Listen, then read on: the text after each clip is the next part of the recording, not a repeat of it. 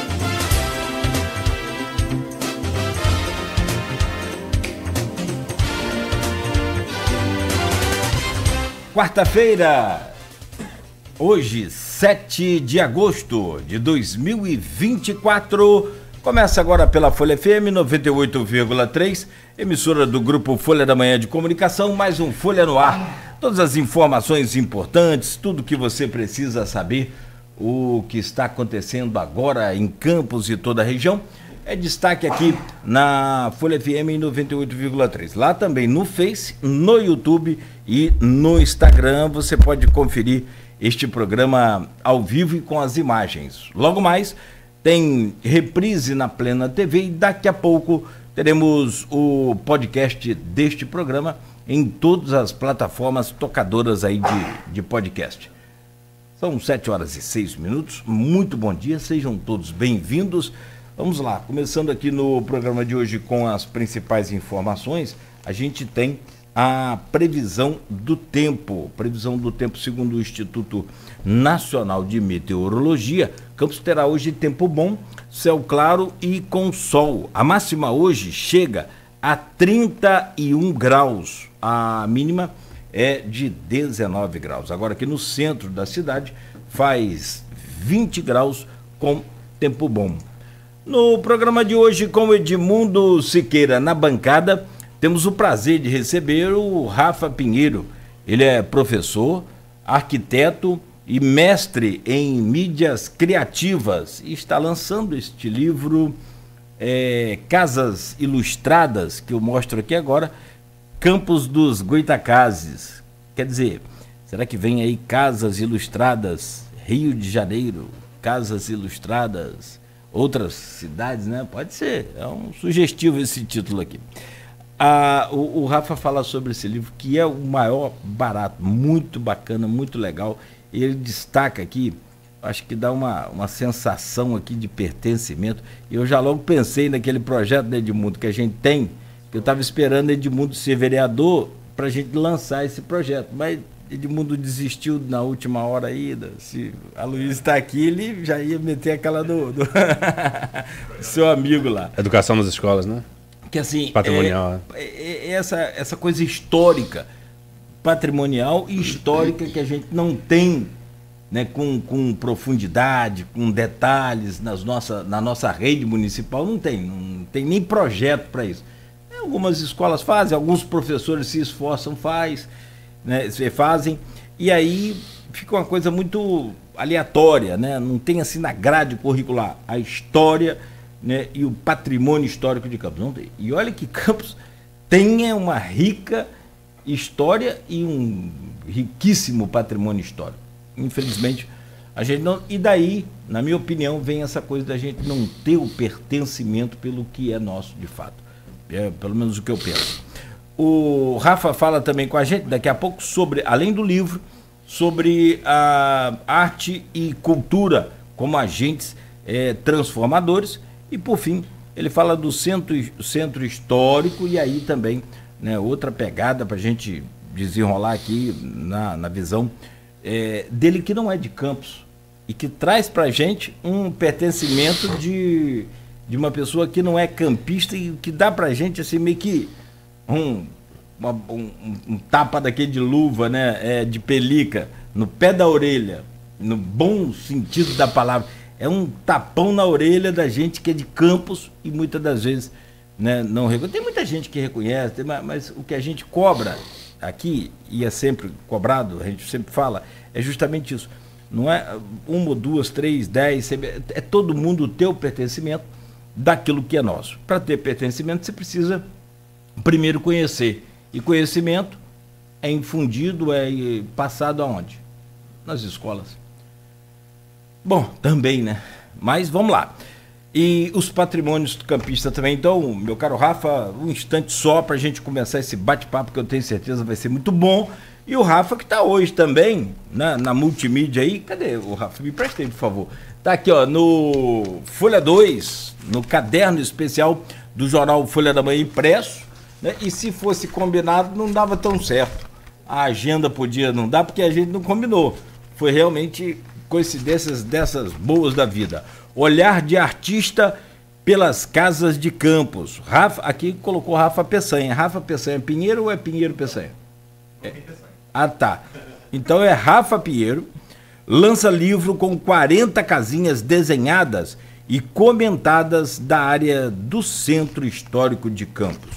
Está aqui no jornal Folha da Manhã, no caderno, e depois vai estar também no portal, mas vai estar aqui, ó, já está na capa aí do Folha 2. O jornal já nas bancas, então, com as seguintes manchetes de hoje, só para quem está ouvindo o rádio agora, para quem está nos acompanhando também pela internet. Tiago Rangel desiste e vai apoiar Twin para prefeito.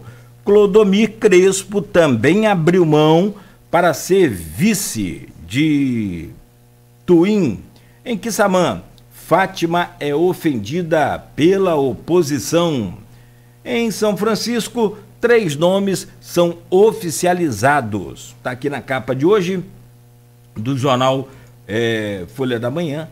E destaque aqui também na página 2 a reportagem completa sobre o último dia de convenção dos partidos, que foi na segunda-feira, dia 5. Agora, quem foi, quem não foi, né, não tem mais como ir pela convenção dos partidos.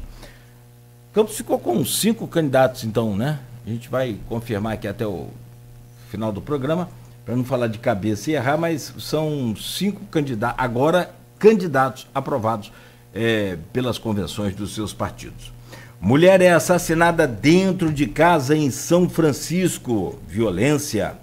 Obras inacabadas e acidentes recorrentes na Estrada dos Ceramistas. Interditada, apesar da presença de sinalização, motoristas transitam pela rodovia ainda inacabada. É a reforma da ponte ali que precisa ser concluída e até hoje não foi. Presas por estelionato através de criptomoedas, alvos do Ministério Público em Campos. Luto no futebol. Ídolo do Flamengo, Adílio, morre aos 68 anos. Ele tinha um câncer de pâncreas. Não resistiu. Aos 68 anos, é um dos símbolos aí do rubro-negro. Adílio morreu aos 68 anos, foi campeão do mundo e fez um dos 3 gols, né, naquele título de 1981. Entre outras, claro, passagens brilhantes do Adílio. Royalties com atraso e em queda para municípios. Repasse de julho. E Rebeca é ouro no solo nas Olimpíadas de Paris. Uma lavada na alma do brasileiro. Uma alegria, uma emoção. Que bacana. Eu comentava aqui na semana passada, durante esse episódio, né? Assim, antecedendo esse episódio, a gente estava fazendo o programa mais cedo naquele dia. Foi na segunda, não foi? Semana passada não foi segunda. E aí, foi segunda. E aí, cara, assim, que bacana os homens, né, nos botecos da vida, parando tudo para ver a ginástica e discutindo sobre ginástica olímpica com os seus companheiros ali de copo, muitas das vezes. Eu achei isso fantástico, que a gente é o país do futebol, cheio de preconceito, cheio ainda de racismo e essa coisa contra a mulher, e ver essa menina, essa Rebeca, criança, fazendo aquele pódio com duas americanas, aquilo ali foi um sabor muito especial. Aí o Ministério das Comunicações aproveitou para fazer a lambança dele, né? Eita, pegou aquela imagem do pódio, em que as duas americanas, a Simone Biles e a Jordan Chiles, faziam uma referência, né, a então Rebeca, medalha de ouro, como se fosse uma rainha. O Ministério das Comunicações tirou a Rebeca e colocou um computador simbolizando o programa que o Ministério tem, né, para mais computador para todos, uma coisa assim. Uma lambança daquela que estagiário de quinta categoria não consegue fazer, impressionantemente. 3 mulheres num pódio olímpico, 3 mulheres pretas. Olha que coisa. Se tem uma imagem perfeita nessas Olimpíadas, é essa. E olha que eu não estou em lugar de fala, não, porque branco não me considero no lugar de fala, mas é muito lindo você ver 3 mulheres. E olha que elas nem são tão grandes assim, né? Você imagina se fosse, são gigantescas no tamanho, são pequenas, mas em termos de habilidade, de competência, de garra e de exemplo, elas são gigantes. Mas, enfim, tudo tem que acontecer para dar exemplo também, né? Então fica aí esse péssimo exemplo a não ser seguido. Meu caro Rafa, que prazer recebê-lo aqui neste Folha no Ar de hoje. Bem-vindo. Muito obrigado pela sua presença. Você é de onde? Já com o seu bom dia aí de colocar a primeira pergunta que eu não pesquisei aqui. Bom dia, pessoal. Obrigado pelo convite. Estou felizão de estar aqui. Inclusive, estava falando, eu adorei esse lugar da rádio, muito bonito. Quero desenhar ele, inclusive, depois. Mas eu sou do Rio. Botafogo, querido Botafogo. Mas aí eu conheci minha esposa, que é campista, e aí eu casei e vim pra cá. E é isso. Agora estou aqui. Essas campistas são realmente especiais, né? Essas mulheres campistas são fantásticas. A sua, né, te achou lá em Botafogo, a minha me achou lá em Italva. Né? Olha aí. Vem só trazendo esses talentos para Campos, né? É isso. Você sentiu que eu me coloquei no mesmo patamar, né? Garoto e tal. Ouvi dizer da foto aí, tô esperando a foto. Edmundo falou brincando, você levou a sério, então vamos embora. Edmundo, Siqueira, bom dia, bem-vindo aí a essa bancada, a gente vai poder bater um papo legal aqui com o Rafa, e o Edmundo já cobrando a você gentilmente já falou que vai desenhar aqui o nosso estúdio, e o Edmundo já cobrando a você aí também o desenho lá do Airizes. Do amor da vida dele, né? Que é o Solar dos Airizes, e é isso, né? É isso que a gente precisa. É esse amor, é esse apego que a gente precisa ter pelos nossos patrimônios históricos também. Edmundo, bom dia, bem-vindo. Bom dia Nogueira, bom dia Beto, bom dia nosso convidado aqui, o Rafa. Conversar um pouquinho nos próximos blocos aí sobre cultura, arte, né? É a cultura, arte, esporte. Nogueira estava falando aí da Olimpíada, né? Das imagens que a Olimpíada produziu e todo o simbolismo, ela transforma, né? Às vezes as pessoas têm essa visão de que a cultura e a arte elas são periféricas, né? São menores, os governos não dão tanta importância, enfim, a gente precisa tanto reforçar sempre, né? Nogueira estava citando aí o patrimônio de Campos que não é valorizado, não tem pertencimento. Mas ela transforma. Você pode pegar uma potência, que é os Estados Unidos, por exemplo, o cinema tem uma grande participação na construção daquele país. Então, assim, a arte, a cultura, ela não é uma coisa paralela, não é uma coisa que é menor, né? Muito pelo contrário, embora muitos achem isso. E tivemos aí governos, né, que viram essas áreas como, governos federais, né, viram essas áreas como áreas a serem atacadas, infelizmente. E como Nogueira sempre reforça aqui, trabalhar nas crianças, né, essa questão essencial. Como Nogueira também sempre fala, não é possível, eu acho, a gente trazer esse pertencimento para quem criou-se sem ele, né? Mas também nas crianças isso seja possível, seja necessário. E é bom que façamos.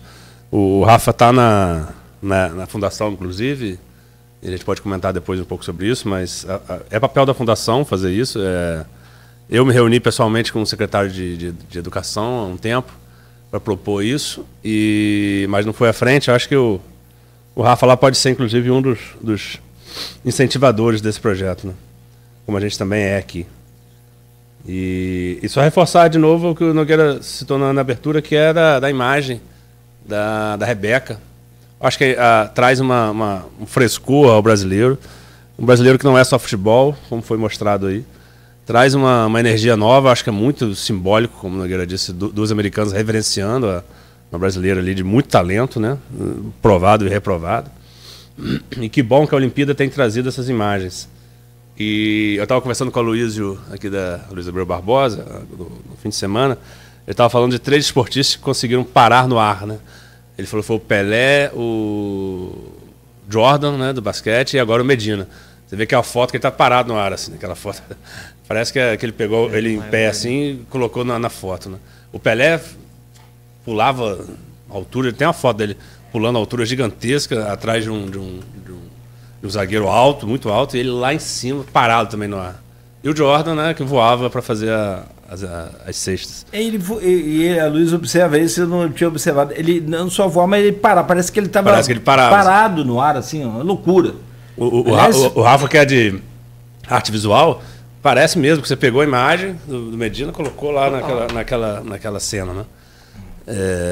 Eu sou muito amador disso, mas eu uso o Canva. No Canva dá para você fazer isso. Você tira o fundo, coloca ali, rapidinho você faz isso. Eu faria uma imagem daquela, mas fazer uma imagem real daquela é de uma felicidade, né, esportista, enfim, do próprio fotógrafo, gigantesca. Mas vamos lá conversar com todos esses assuntos aí com o Rafa. A Nogueira já falou que ele é da onde ele é do Rio, né? E como carioca veio para Campos aí a partir do casamento, né? E eu queria iniciar o papo, Rafa, perguntando como é que é a sua questão acadêmica, porque o quadrinho, embora também tenha outra arte que esteja aí muitas vezes com preconceito, é uma arte, é uma tendência que gera muito recurso, é uma indústria, né, muito grande. Deveria ser valorizado. Eu leio bastante hoje e muito pelo quadrinho. Iniciei a leitura no quadrinho. Eu acho que incentiva bastante a leitura do jovem que a gente está falando aqui. Mas você tem uma produção acadêmica interessante, uma formação acadêmica interessante, inclusive fora do país, e se especializou nessa área. Queria que você falasse um pouco sobre isso. Cara, muita coisa. Me segurem se eu falar muito, inclusive. Não, vai falar à vontade. A parada é que quadrinho sempre foi o primo pobre das artes, assim, né? O cinema dá dinheiro, até o videogame hoje em dia dá muito mais dinheiro que o cinema, mas a animação dá dinheiro, mas o quadrinho é uma parada que é barata, que é mídia de massa, e costuma ser visto como isso, especialmente no Brasil, onde o quadrinho é majoritariamente Maurício de Souza, que é não só de massa, mas é coisa de criança, entendeu? E é uma pena, porque também é de criança, mas também é de outras coisas, né? Tem quadrinho de todo tipo de... muita gente, eu falo que faço quadrinho, as pessoas falam, você faz Turma da Mônica, faz gibizinho. Pô, cara, tem quadrinho sobre jornalismo, entendeu? Tem quadrinho jornalístico, tem quadrinho de diversos assuntos, não precisa ser necessariamente Turma da Mônica ou super-herói. E quando eu entrei na academia, né, eu sou arquiteto de formação, não exerço hoje em dia, mas eu fazia quadrinhos desde aquela época já. E quando eu fui fazer mestrado, eu fui na UFRJ, na comunicação, e eu queria falar de quadrinho. Mas isso era em 2017 ou 18.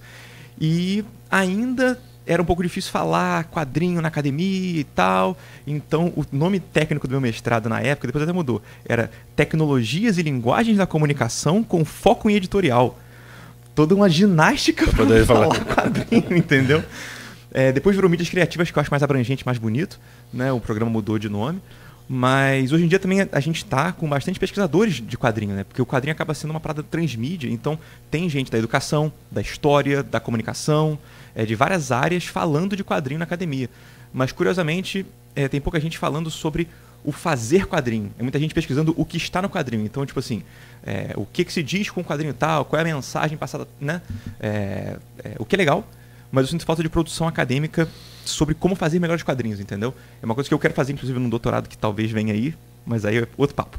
E é curioso isso, porque eu estava acabando a graduação e eu descobri, né, abrir um edital para a França, para uma pós-graduação em quadrinhos na França. E eu fiquei maluco, eu falei, cara, existe uma pós-graduação em quadrinhos?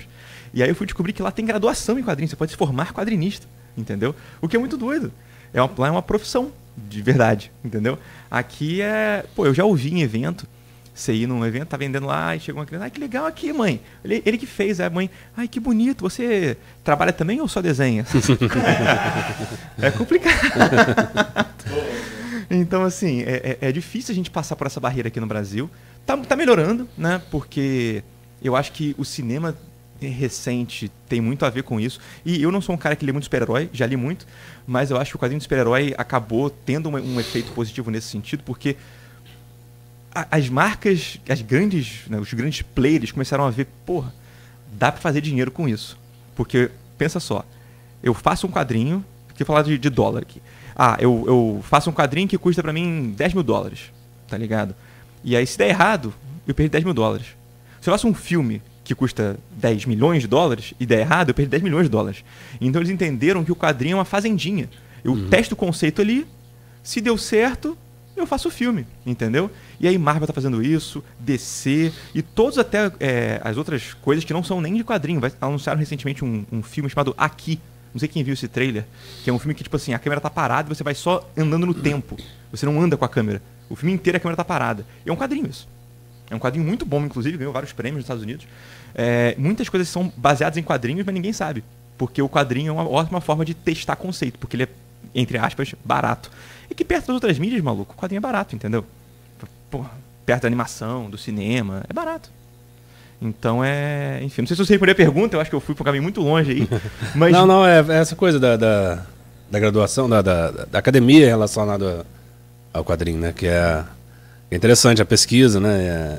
Aliás, você estava falando, eu estava pensando, colocar o quadrinho no seu patrimônio, ou um desenho, ou um livro como você fez, mais direcionado à criança, talvez seja o caminho para fazer isso, né? O quadrinho acaba abrindo portas um pouquinho, né? É tipo a droga de entrada para drogas mais pesadas. Isso, para filmes, para arte visual. Aí por exemplo, se você tiver um quadrinho ali mostrando a história da Benta Pereira de uma forma lúdica, né, que não deixa de ser, você atrai muita juventude, né, criançado, para poder entender aquilo ali. É interessante fazer essa abordagem. Rapaz, Nogueira estava folheando seu livro, me penitenciei aqui de não trazê-lo, porque tem uma parte exclusiva para você encontrar o autor boa. Eu ia jogar você aqui nessa aqui, Edmundo. Mas já que você tocou, vai lá. E eu não trouxe, mas enfim, vai ter outras oportunidades. Sexta-feira, lançamento. Paciência. E aí é isso que eu queria te perguntar, como é que tá o livro aí, como é que foi a ideia do livro e falar sobre o lançamento, por favor. Então, o livro é muito doido, né? Porque como vocês falaram, eu não sou daqui. E isso é interessante, porque como não sou daqui, eu talvez não estou acostumado a ver o que está aqui. Né? As pessoas, quando são do lugar, todo dia, né? Por exemplo, eu morava em Botafogo. Botafogo tem uma vista do Cristo muito bonita, quando você sai do metrô ali assim. E aí eu tinha uma namorada que morava no Lins de Vasconcelos, que é um pouco mais longe da Zona Norte. E quando ela veio me visitar no Botafogo, ela parava e falava, nossa, aqui é tão bonito, que vista incrível. Aí eu, é verdade. Porque, sei lá, eu acostumei a ver aquilo, entendeu? Então, às vezes, a gente tem que sair um pouquinho para voltar e ver com uma lente diferente, assim. E aconteceu isso aqui com o campus, né? eu vim pra cá e falei, cara, quantos prédios bonitos que tem no centro, como o centro de Campos é incrível, inclusive carece de fontes, mas eu ouvi dizer que Campos é a segunda cidade com maior repertório de prédios ecléticos do Brasil, só perde pro Rio. Me falaram, eu não sei se... A Catarina Prata fala isso, né, que é coordenadora da arquitetura do Sim, Rio. eu não sei se tem fonte para esse um estudo, mas assim, eu acho que faz muito sentido, porque tem muito prédio. E aí eu falei, cara, e eu quero mostrar isso, e mais do que isso, né? Como eu vim pra cá na época da pandemia, tem mais ou menos 3 anos que eu vim pra cá. Como eu trabalhava de casa, não fazia diferença, né? Eu vim pra casar com minha esposa, então ficava em casa mesmo, não conhecia a cidade. E por eu ser arquiteto de formação, eu gosto de viver a cidade, de andar, de ver as coisas, de conhecer as ruas. E eu não sabia como. Eu não conhecia pessoas aqui, eu não tinha amigos ainda, tava tudo fechado de pandemia. Aí eu pensei, cara, e se eu fizer um projetinho pra desenhar e me obrigar a ir pra rua, entendeu? Então foi meio que um jeito de eu conhecer a cidade, conhecer o centro, conhecer as ruas, entender como as coisas funcionam. E foi ótimo porque eu acabei olhando com esse olhar de desenhista, que eu sempre recomendo para as pessoas, desenhem as coisas que vocês querem conhecer melhor, porque ao desenhar você para observar com mais atenção. E eu aprendi muita coisa sobre o centro da cidade, aprendi muita coisa sobre, enfim, a cidade de Campos como um todo, como ela funciona, a história e tal, só olhando para as coisas com atenção. E aí surgiu o livro, né? Eu, inclusive, tenho um desafio mundial chamado Inktober, que artistas do mundo inteiro, em outubro, fazem desenhos todo dia. Uma parada para divulgação, né? Todo mundo faz, aí posta hashtagzinho e tal. Então eu fiz ano passado, nesse Inktober, então eram 31 dias de outubro, 31 casas. Aí eu fiz, só que eu gostei muito e eu continuei fazendo até 40, né? Porque não cabiam em 31 casas. E aí, como eu fiz uma por dia, eu falei, pô, tem um livrinho aqui, né? Tem uma quantidade suficiente para fazer uma paradinha. E como eu não tava sem tempo para lançar quadrinhos, 9 quadrinhos, demora muito para fazer, gente. É um negócio que, nossa, demora muito para desenhar. Eu falei, vou experimentar então fazer um livro, né, não um quadrinho, um livro ilustrado sobre as casas de Campos. E curiosamente fez barulho. As pessoas de Campos, eu senti que estavam um pouco carentes, né? Quem se falou mais cedo, estavam carentes disso. De representar o patrimônio, porque às vezes eu sinto que o debate sobre isso, que ele existe, né? Eu acho que vocês aqui, o pessoal do IF e tal... A gente provoca, né? Pelo menos a gente provoca, Mas é o que a gente falou sobre... Mas a gente também deveria ir mais a fundo. Acho que é isso.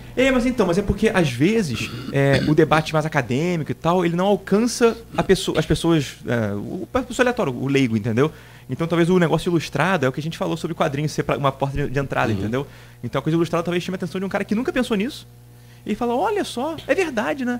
Então, talvez esse cara, por causa de um livro como esse, queira pesquisar mais a fundo, olhar trabalhos acadêmicos, entendeu?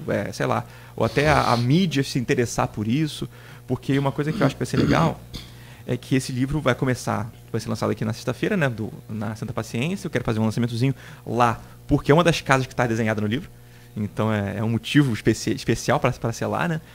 E vai começar lá uma turnê. Então eu vou fazer depois Rio, depois São Paulo. Então é um livro sobre Campos que vai estar no Brasil. Maravilha. Entendeu?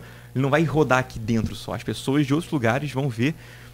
Eu fiz uma pré-venda, né, no financiamento coletivo, na plataforma de financiamento coletivo, e tive vários apoiadores, foi até o que ajudou a financiar o livro. E eu diria que eu achei que vai ser um monte de gente de Campos. Mas não. Eu acho que, dado da minha cabeça, não lembro de cabeça assim quanto que é, mas eu diria que uns 30% a 40% era de Campos, o resto não.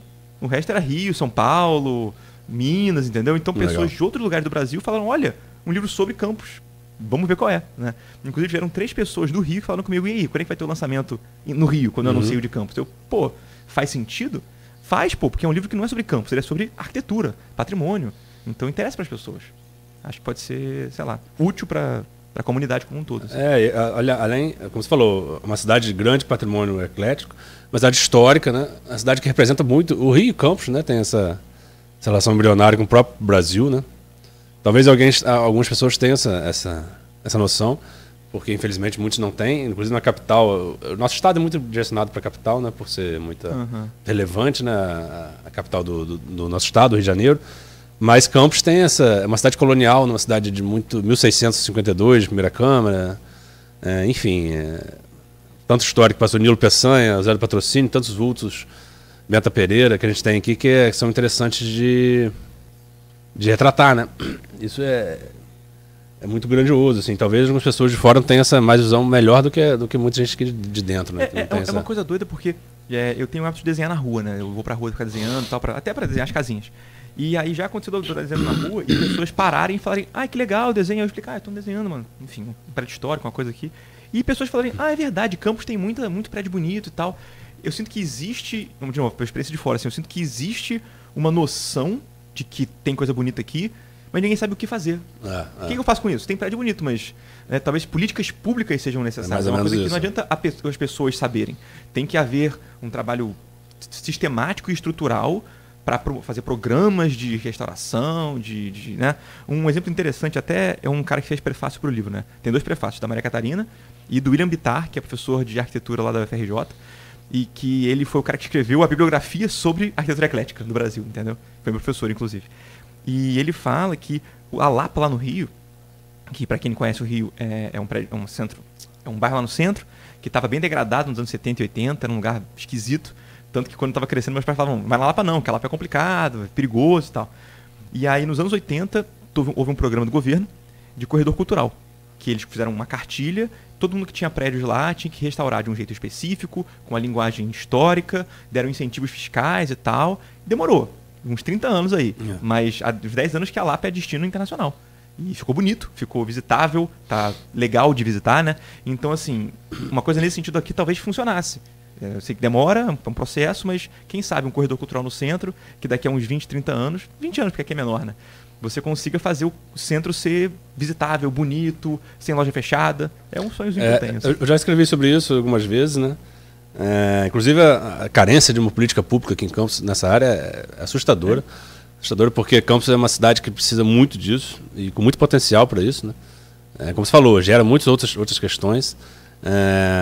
Campos tinha um corredor, não é da sua época aqui da cidade, mas tinha um corredor cultural ali no Hotel Flávio, inclusive, onde tem o começo ali antes do Hotel Flávio, né? Aquela o nome daquele lugar ali da escravidão, aquele corredor que tinha da escravidão que ia até a Beira-Rio, do Tiradentes ali. Sim. Aquela praça, uma praça, enfim, tinha um corredor cultural ali que era fechado e transitável para pedestre. E hoje você vê a estátua do Tiradentes decapitada. Campos conseguiu decapitar o Tiradentes 2 vezes. Tem uma foto, você que é do visual aí, uma foto fantástica, triste e fantástica, né? Que é do Tiradentes na primeira perspectiva, sem cabeça, e no fundo até o Flávio caindo. Nossa! Uma coisa muito triste de se ver, mas muito emblemático da cidade que a gente tem. A gente vê um mercado, por exemplo, não sei se você já desenhou a Torre do Relógio ali, é fantástico, escondido, a gente pode falar um pouco mais sobre isso depois, mas espremido, e as propostas de tentar abrir ele já são criticadas, enfim, é uma outra questão que dá uns programas aí, mas você chegou a desenhar o Hotel Amazonas, não? Eu desenhei, tá aí, tá no livro. Tá no livro, né? 30, acabei de abrir aqui agora, eu tô folheando. Porque a gente entrevistou Ele funciona, eu não sei. Daniela, então, a Daniela que é uma das proprietárias, né, herdeiras do Hotel Amazonas, e ela tentou fazer ali um centro cultural, um centro histórico ali, não conseguiu. É um prédio fantástico, lindíssimo, né? Por que não conseguiu? Cara, exatamente essa questão, a gente não tem essa cultura aqui, né? Não só a cultura no sentido estrito da palavra, como no sentido lato também, porque assim, você não tem essa coisa de usar os patrimônios para o bem comercial, para um bem comercial também, né? O patrimônio tem que ter uso, né? O patrimônio sem uso não adianta. Pois é. E a Daniela tentou fazer isso, e ela tem até um livro escrito sobre essa vivência dela e sobre o prédio do Hotel Amazonas. Ela tem aquelas telhas coloridas, né? Pode crer. Tipo mármore, né? Na fachada ali. É muito legal o prédio, enfim. Aí é uma coisa que eu sempre falo com o Nogueira aqui. Você imagina chegar no centro do Rio, olhar, passando ali, olhar para você carioca, olhar para eu já falei isso algumas vezes aqui, mas vou repetir. Pro mercado municipal. Teatro municipal, falar assim, rapaz, eu não gostei desse prédio, não. Não cabe mais aqui, vamos derrubar, fazer um estacionamento aqui. Não, eu acho que ia dar um barulho. Acho que eu não ia gostar, não. Em Campos isso é normal. Você derruba um Hotel Flávio, por exemplo, e acha que isso tudo bem, é um prédio velho, né? Daria um grande café ali, daria uma confeitaria Colombo, daria várias coisas. Eu queria te perguntar isso, como é que você vê, por que você vê esse olhar do estrangeiro, assim, no bom sentido, né, de fora, né? Como é que você vê, por que Campos, qual é a sua visão, assim, de por que Campos não tem isso? Como você vê isso? Eu acho, é muito doido, né? Eu acho que, primeiro, esse negócio de exemplo que você deu foi muito bom do Teatro Municipal do Rio, porque apesar disso hoje parecer absurdo, foi proposto no passado. Não só do Teatro Municipal, mas da Candelária. A Candelária ia sair para construir a Presidente Vargas. Eles iam virar a Candelária. Tinha um projeto que eles iam fazer ela virar 180 graus, assim, para virar para... Absurdo. Ou projeto de tirar também, porque teve um momento já no Rio, onde o Rio começou a ser substituído pelos prédios modernos. No caso, modernistas mesmo, né? O que aconteceu aqui também. Eu fiz um desenho essa semana para uma capa de um livro que vai sair pelo arquivo do Valdir Pinto de Carvalho, né? Isso. Sobre o centenário, o campus após o centenário, acho que esse é o título do livro. E aí que eu desenhei justamente, depois eu mando pra vocês a foto, da São Salvador nos anos 40, que ela era toda de prédios ecléticos, né? E tem vários agora que viraram prédios modernistas, altos e tal. Isso aconteceu no Rio, em vários lugares. Da Rio Branco, lá no centro, tem um monte de prédio modernista que, quando foi construída, ela era para ser Champs-Élysées, Paris nos trópicos e tal. E então aconteceu isso, mas a gente meio que passou desse momento, entendeu? Eu sinto que Campos ainda não tá lá. Talvez seja, tipo assim, uns 30 anos atrás nesse sentido. Igual o Rio tá 30 anos atrás de Amsterdã, por exemplo. Que tá tirando os carros do centro. E a gente tá colocando coisa de estacionamento no centro. Então, existe um delay, né? Um atraso de mentalidade que vai chegar. Eu espero que ele mude aqui a tempo de salvar as coisas, antes que derrubem as coisas, entendeu? Mas é bom saber dessa questão do municipal. Porque, aliás, é mais uma prova, né? O Rio fez uma política pública cultural ali forte e transformou o centro do Rio que é hoje. Mas é uma guerrilha, assim. Tem gente querendo tirar e tal. E é muito doido porque existe um argumento muito, muito falho de que, isso aí só dá problema. Isso aí é velho, gera custo. E já foi provado diversas vezes que investir em cultura gera mais receita do que tira. Né? Eu não lembro agora o dado certinho, mas acho que a cada R$1 que você investe em cultura, você recebe R$6 ao longo de sei lá quanto tempo. Então, assim, é um investimento muito potente para a cidade. Especialmente para Campos. Agora, vendo de fora mesmo, assim, eu não sei quem eu vou alfinetar nesse momento, mas Campos é muito dependente do royalty. Só que o royalty vai acabar uma hora, entendeu? Uma hora o petróleo vai secar. Se a gente não construir uma política de manutenção da receita da cidade, uma hora vai acabar e Campos vai encolher, vai atrofiar. Entendeu? E vai viver de quê, né? Pois é. Então, assim, tem que começar a ter... E o potencial turístico é tão grande. Por que não investir em turismo, que é um negócio que vai ser para sempre? Entendeu? Você já conhece as nossas cachoeiras do Imbé? Já ouviu falar? Imbé já ouviu falar. Tô querendo ir, mas não fui ainda. Entende? É isso que a gente precisa. Lagoa de Cima? Lagoa de Cima eu já fui. Eu estava conversando aqui na segunda com o Daniel, que vai fazer um evento agora lá muito grande na Lagoa de Cima. Exatamente, Lagoa de Cima. Aí você tem as cachoeiras de Rio Preto, cachoeira de Imbé.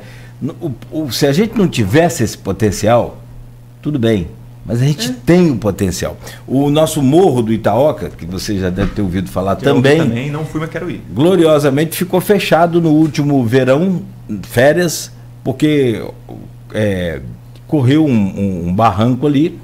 E a solução que foi encontrada foi colocar um plástico preto para poder parar de correr e tal, e levou não sei quanto tempo para recuperar. Ou seja, o que poderia ser feito antes do período de férias, e aproveitar, porque verão todo mundo vai. O que é legal é que meus filhos e essa garotada mais nova, eles estão indo, provocados por pela beleza natural e pela subida, que é bacana, é legal, tem os animais silvestres, mas assim, há um despreparo e uma má vontade do poder público no geral.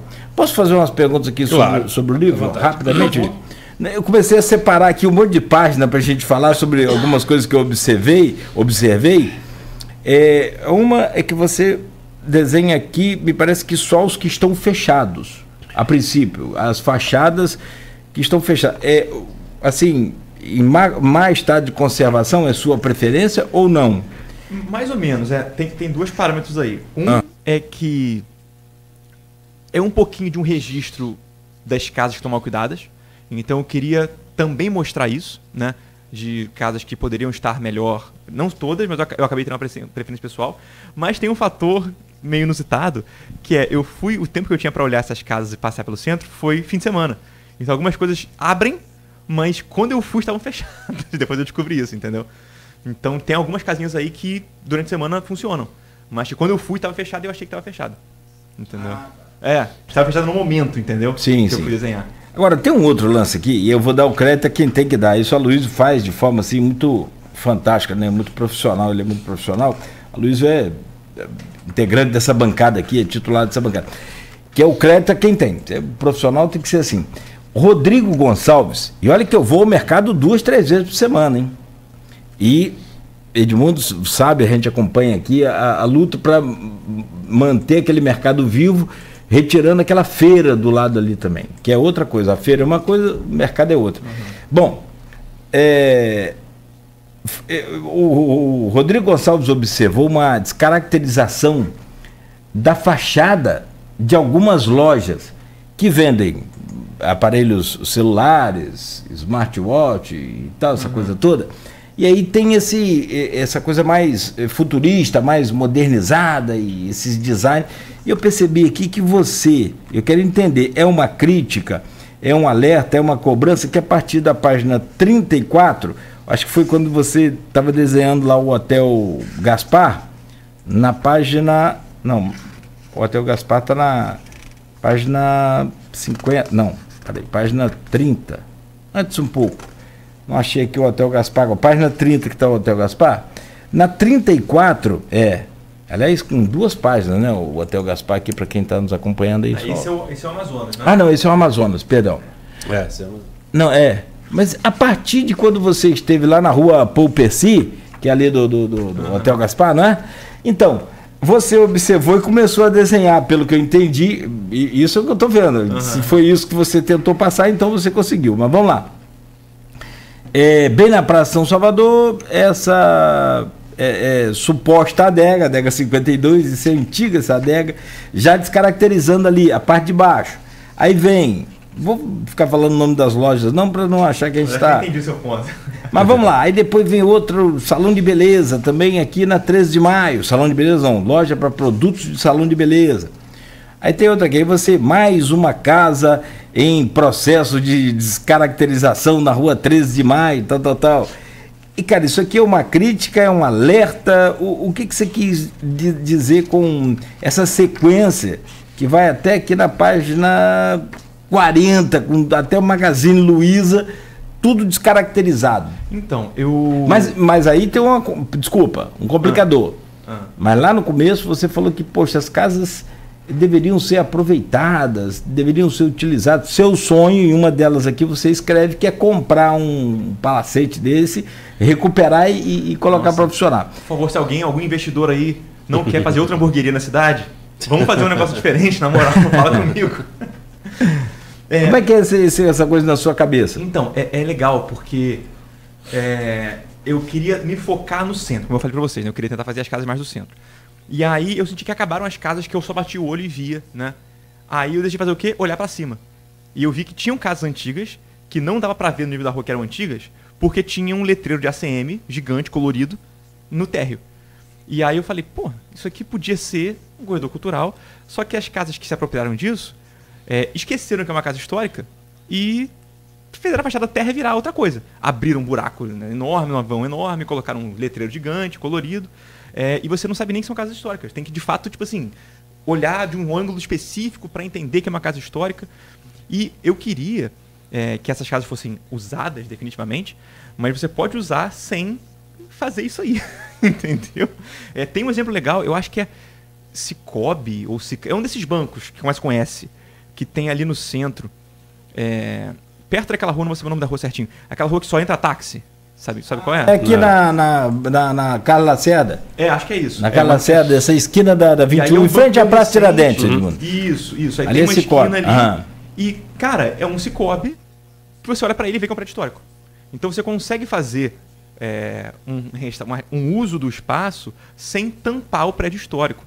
E aí eu penso sempre em Paraty e Ouro Preto, que são cidades que não são ecléticas, são coloniais, mas eles fizeram uma coisa que eu acho que seria legal fazer aqui. Você pode ter as lojas que estão no centro, você pode ter a lojinha de roupa, a lojinha de celular, o banco, o café, não importa o que está lá dentro.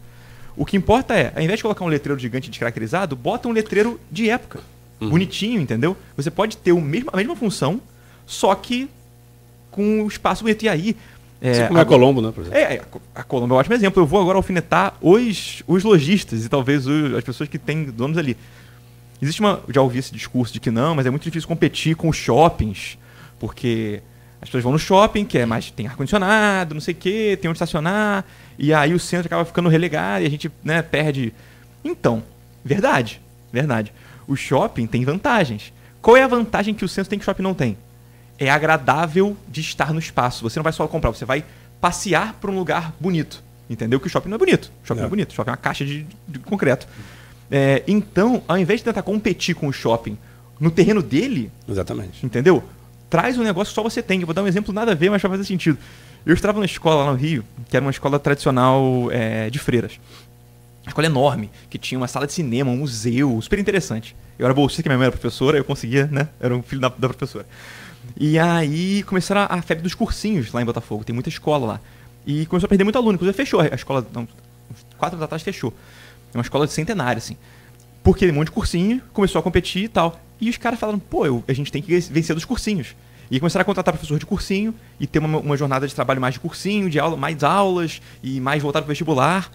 Só que a diferença do cursinho para a escola tradicional é que o cursinho é um prédio com 3 salas, 1000 alunos e só o professor, entendeu? A escola lá tinha um pátio enorme com uma mangueira gigante, tinha um monte de salas, eles tinham coisas para oferecer que o cursinho não tem. Se você quiser competir com o cursinho, no terreno do cursinho, você vai perder, cara. É mais barato para o cursinho funcionar, entendeu? Então você tem que fazer... Eu não sou o cursinho. Eu vou dar uma educação para a vida, vou oferecer coisas que o cursinho não oferece. Igual o centro. O centro tem que oferecer o que o shopping não oferece, entendeu? Então focar em um centro histórico bonito, turistável, instagramável, entendeu? É o que vai trazer as pessoas de volta para o centro. E não competir com preço ou competir com qualquer outra coisa. É uma pena que pouca gente tem essa visão, Rafa. A gente luta isso aqui bastante. É uma pena que poucas pessoas têm essa visão. Só fazer justiça aqui a um cidadão que eu acho que você deveria conhecê-lo. Faço questão de apresentá-lo. Rafaela conhece muito bem, você já falou que fez trabalho com arquivo, né? Aliás, Rafaela conhece tudo, né? Seu Eduardo Chacu. Eu acho que você deveria conhecê-lo. O Homem do Centro, ele tem um livro, inclusive. Seu Chacu, ele tem... E ele foi um dos batalhadores, não sei se você chegou já. Quanto tempo você mora em Campos? Tem uns 3 anos. 3 anos. Mas desses 3 anos, 1 ano e meio foi em casa trancado. Então... Eu tô andando na rua 1 ano e meio. 1 ano e meio. Verdade. 1 ano e meio. Mas então, o centro passou por uma tentativa de revitalização muito, muito bonita, muito bacana. Tentativa porque não foi concluído, feito por Rosinha Garotinho. E gastou-se aqui uma baba, uma coisa impressionante. As informações que a gente tem, acho que foi 2013, não foi, Edmundo? O final do centro ali, 2013, 12, 13, né? Não é isso? Cara, assim, a gente tem imagens aqui da área central, por exemplo, a rua da rádio aqui, Rua dos Andradas. Sabe, tem um trator abaixo dos pés da gente, de altura, aquela retroescavadeira, né? Que aqui em Campos tem um bicha poderosa. Depois eu vou te apresentar ela também, infelizmente, né, Edmundo? Mas assim... Violenta. E seu Eduardo Chacu, eu falei para ele, Eduardo, mas você vai... Ele já tem isso há muito tempo, que era uma das perguntas que eu fiz para ele, é isso, como é que você vai revitalizar esse centro e não vai manter as fachadas do prédio? Ele falou, a maior intenção nossa é manter as fachadas dos prédios.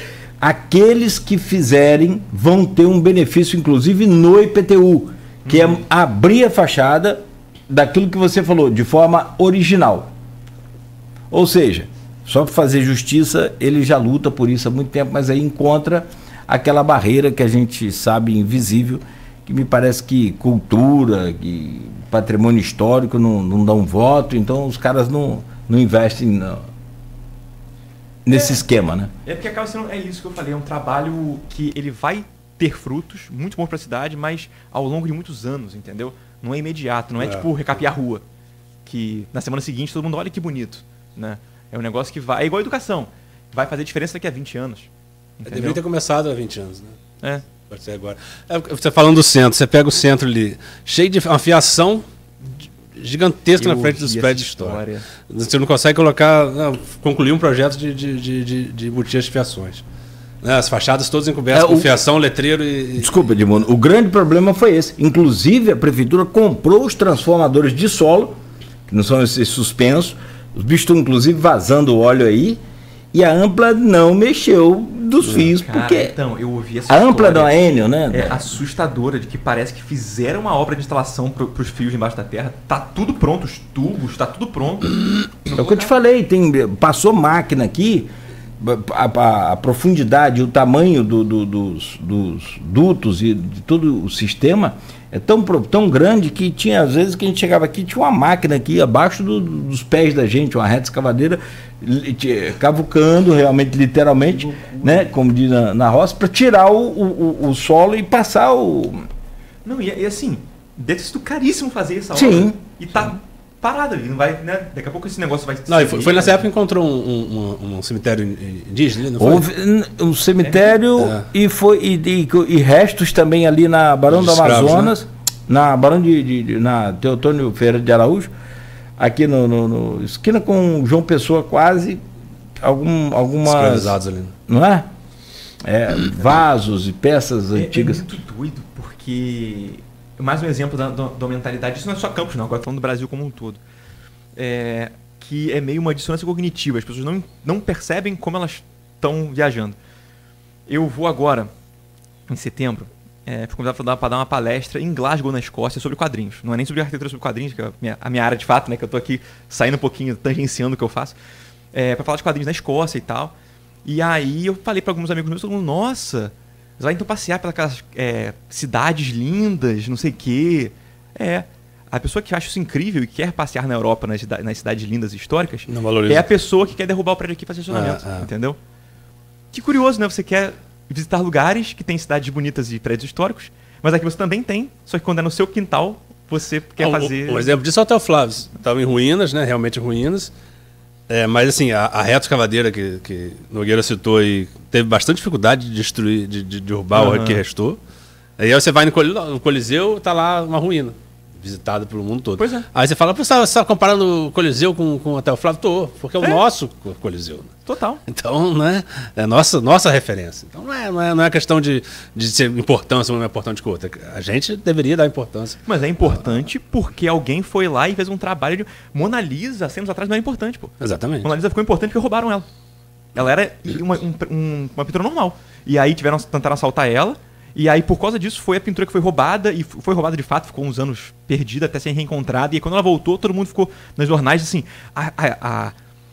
A obra que foi roubada e reencontrada, e todo mundo tem que ver antes que roubem de novo.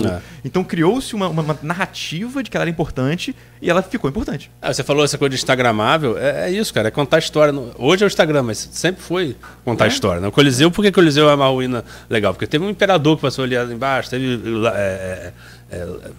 luta de espada ali, enfim, tem um filme que a gente viu, tem uma história que conta ali. Então é isso, por exemplo, Varizes, que o Nogueira fala que é o meu preferido, realmente tem um livro sobre Varizes e tal, publicado. Inclusive, vou te passar esse livro. É a história da escravizaura, que nunca foi ali, né, em tese. Mas, assim, tem toda uma referência daquele prédio ali da escravizaura. O Bernardo Guimarães, ele cita o prédio muito parecido com o Varizes, realmente embora tenha montanhas no fundo que ele cita, mas ali não tem, mas possivelmente ele veio aqui, então tem algumas referências. Então contar essa história, né? Então precisa contar essa história também, a história dos prédios históricos. E não sei se você conheceu o prédio do Banco do Brasil antigo. Acho que não. Do lado por foto, né? Do lado de onde é hoje, no centro ali, era belíssimo prédio. Prédio de esquina, bem parecido com a ideia do CCBB ali, do Rio. Legal. É muito, muito bonito. O Trianon era muito legal, né? O Trianon antigo, era muito, muito bacana. Era um teatro, um cine-teatro fantástico. Então, assim, prédios que a gente perdeu e que e a própria Praça do Salvador, com que ela foi descaracterizada, era uma região central ali, que você falou de instagramável, de foto, de tudo. Era uma região fantástica, que ela pode ser visitada, como você falou. Eu, por exemplo, pessoalmente prefiro... Sem empleonado, prefiro 1000 vezes ir ali a um centro bacana do que ir para o shopping. Né? Lógico que tem o shopping, tem a facilidade, você vai ali, quer comprar uma coisa, a loja de departamento e tal. Mas o centro tem outros atrativos. Mas facilidade por facilidade, compra na internet. Entendeu? O que o centro oferece é outra coisa. Exatamente. Então, assim, são atrativos que a gente, infelizmente, foi perdendo. E continua perdendo. Você acha que para mudar isso, uma política pública resolve, ou você acha que isso tem que ser partido de todos aqui da cidade? Pode deixar esse fio aí para você responder no próximo bloco? Claro. Acho legal essa pegada aí que Edmundo traz, que é justamente isso. Que a gente cobra dos governos, mas e a nossa parte? O que é a nossa parte como cidadão, como morador e como consumidor e como empresário também? Ah, não vou comprar nessa loja aqui porque ela descaracterizou esse prédio todo, não vou dar moral aqui não, vou em outra loja aqui. É meio que uma coisa assim, boa essa pegada aí. Só me permite então fazer esse intervalo rapidamente, e aí daqui a pouco... Por onde? Tem vários comentários aqui no Face também. Tem comentário no Facebook, na volta a gente comenta também. Só para citar uma última coisinha, eu fui uma das cidades mais incríveis que eu visitei na vida foi Florença. É fantástica e tal, uma cidade, não precisa nem falar que é histórica, né?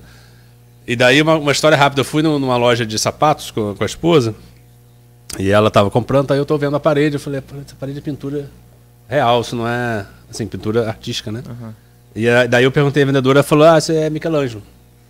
Então assim, você está dentro de uma loja, uma pintura de Michelangelo real na sua frente, e a loja funciona. É óbvio que ela tem obrigações com aquilo ali, né? Óbvio que ela tem que preservar. Mas é uso. Você está ali, tá vendo. Por que não dar uso? Exatamente. Não é para você chegar à pintura, não, vamos cobrir ela, botar uma redoma, para ninguém nem ver, nem chegar nem perto. Não é isso que é a intenção dela. O uso tem que ter. Achei uma estratégia bacana também, essa coisa de caderninho, e atrativo com as letrinhas, e não só pelo desenho, mas a letra sua também usada no livro, muito interessante e atrativo para as crianças, que é meu sonho de consumo, inserir cultura e história nas cabeceiras dessas crianças que estão hoje aí, para talvez eu nem consiga ver, mas para que os outros, né, as próximas gerações consigam ver isso tudo transformado. Não acredito muito em ninguém usando o cinto de segurança por livre e espontânea vontade, não. Se não tiver multa, se não tivesse a multa, ninguém usava, Barão. Eu também não, estou me colocando como santo, não, ninguém usaria. Tem a multa, meu filho, a primeira coisa que eu faço é amarrar ali e boto o cinto. Eu não gosto, ninguém gosta, mas tem multa, então se não vai pelo amor, vai pela dor. Mas eu acho que tinha que ir, de alguma forma, sei lá, um dia vai acontecer. São 8 horas em Campos, a gente volta daqui a pouco para continuar essa conversa aqui com o Rafa Pinheiro, lançando aí o seu livro Casas Ilustradas, Campos dos Goitacazes, e daqui a pouco a gente traz, junto com o Edmundo Siqueira aí nessa bancada, não só a resposta dessa, mas de outras perguntas também, as participações aqui no Face e nossas redes sociais também.